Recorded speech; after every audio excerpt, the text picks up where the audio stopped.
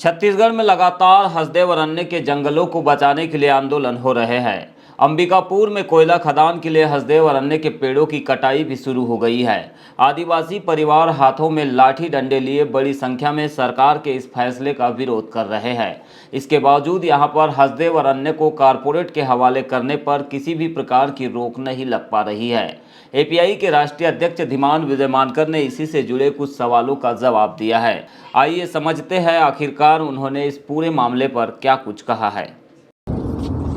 मनोज कुमार मरावी जी कह रहे सर कि हसदेव अरण्य को बचाने के लिए क्या उपाय हो सकते हैं, क्योंकि फर्जी ग्राम सभाओं के माध्यम से अडानी को सौंपने की तैयारी चल रही है। नहीं, ये तो मैंने ऑलरेडी अभी एक सवाल है उस पर दिया, लेकिन आप में हर जगह फर्जी ग्राम सभा ये एक बात आती है। तो आज मैं थोड़ा सा हमारे जो सभी गांव के लोग हैं और विशेषता जो शेड्यूल्ड एरिया में जो हमारे ट्राइबल क्षेत्र के जो गांव हैं उनके लिए कुछ बात बताता हूं, और ये बात आप लोग एक गाइडेंस के तौर पे समझिए। देखिए, ग्राम सभा यानी केवल 26 जनवरी 15 अगस्त की 2 अक्टूबर वाली ग्राम सभा नहीं जो सरकार करवाती है। ग्राम सभा का जो प्रोविज़न पेसा 1996 का जो कानून है उसमें इसका प्रोविज़न है, और part 9 of the constitution of India जो 73rd अमेंडमेंट से संविधान में आया, पहले नहीं था, 73rd अमेंडमेंट से आया, तो 1993 के आसपास जो है, तो वो जो है उसमें इसका प्रोविज़न है। तो ग्राम सभा किसी भी गाँव के जो भी लोग वोटर लिस्ट में है वो सारे ग्राम सभा के लोग मेंबर्स हैं। अब ग्राम सभा, पहली ग्राम सभा कैसी लगानी चाहिए समझ लीजिए।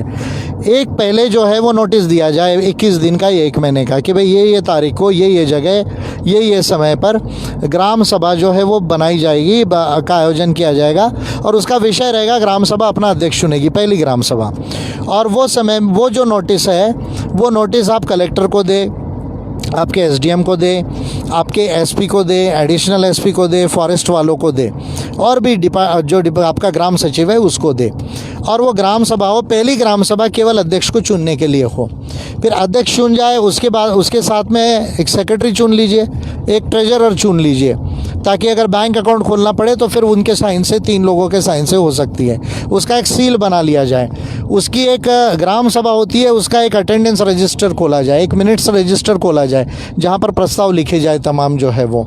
और ये हो गई पहली ग्राम सभा। फिर आपको जिस भी विषय पर ग्राम सभा करना है तो एवरेज 15 दिन का नोटिस दीजिए। पर इमरजेंसी, बहुत बड़ी बड़ी इमरजेंसी हो तो 1 दिन में भी ग्राम सभा हो सकती है। नगाड़ा बजा के, ड्रम बजा के जो है आप ग्राम सभा 1 दिन में भी कर सकते हैं अगर कोई बहुत महत्वपूर्ण इशू हो तो।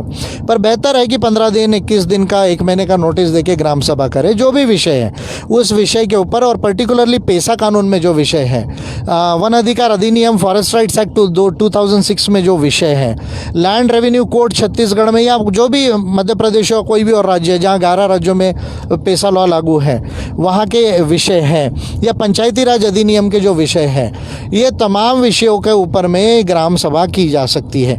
वो ग्राम सभा का विषय लिखा जाए, नोटिस दी जाए, फिर कलेक्टर को दी जाए, एसडीएम को दी जाए, एसपी को दी जाए, एडिशनल एसपी को दी जाए, फॉरेस्ट के ऑफिसर्स को दी जाए, अपने ग्राम सचिव को दी जाए, और वो ग्राम सभा में वो प्रस्ताव के ऊपर वोटिंग हो। वोटिंग होने के बाद में, यानी पहले मीटिंग में अटेंडेंस लगे, फिर वोटिंग हो। वोटिंग में प्रस्ताव का के ऊपर क्या निर्णय आता है वो हो, उसके ऊपर सारे लोग साइन करें और उसको अच्छे से लिख के फिर इन ऑफिसर्स को दिया जाना चाहिए। तब जाके जो है वो ग्राम सभा पक्की होती है। वो ग्राम सभा हो जाने के बाद में 15 दिन के बाद में रिमाइंडर देना चाहिए तमाम अधिकारियों को कि भाई हमने ये ग्राम सभा की थी, हमारा ये प्रस्ताव था, इसके ऊपर आपका सरकार का क्या डिसीजन हुआ, आपके डिपार्टमेंट का क्या डिसीजन हुआ है। और उसके आधार पे अगर उनका कोई आंसर नहीं आता है तो फिर आगे की प्रोसीजर की जानी चाहिए।